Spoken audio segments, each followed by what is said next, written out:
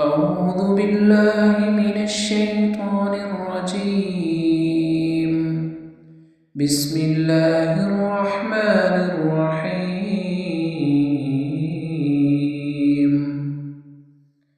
إذا زلزلت الأرض زلزالها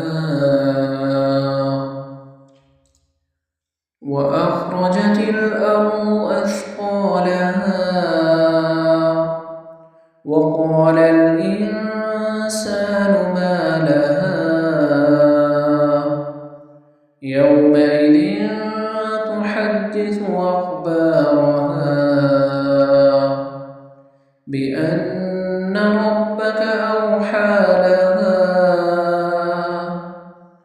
يومئذ يصدر الناس أشتاتا ليروا أعمالهم فمن يعمل مثقال ذرة خيرا يره ومن يعمل مثقال